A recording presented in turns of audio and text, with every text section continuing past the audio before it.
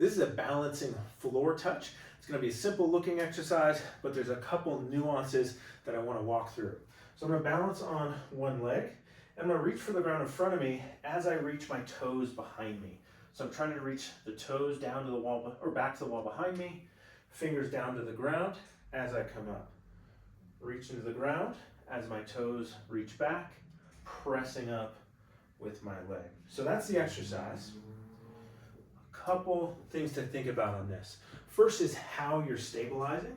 So I want to keep the ball of the foot and the big toe down and flat. That helps to get the foot stable, but then draw the knee out a bit so it's over the third and fourth toes there. And then when I start, I want to start square, meaning I'm not turned, but a kind of straight line through the hips. And I want to have just a soft bend in my knee, not locked down.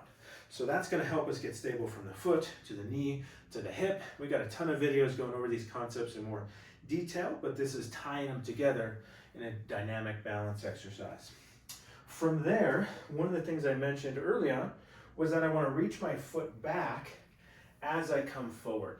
So a couple reasons for that. One is it's kind of a counterbalance. As my torso comes forward, that's going the other way, so it helps as a bit of a counterbalance.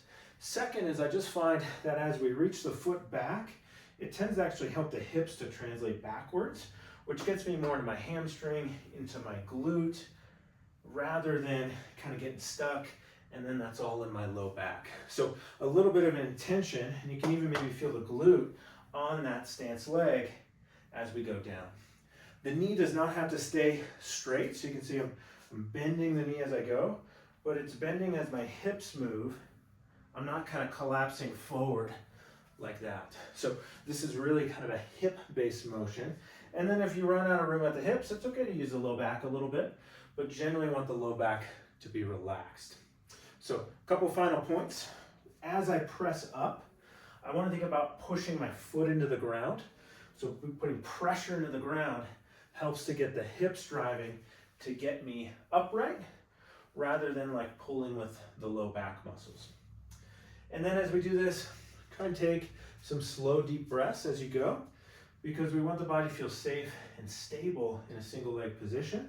And just being aware if you're tensing up something that you maybe don't need to be. So some people get here and they tense their shoulders, tense their low back, kind of a number of different things. And so I'm trying to stay nice and relaxed and fluid as I come up and down.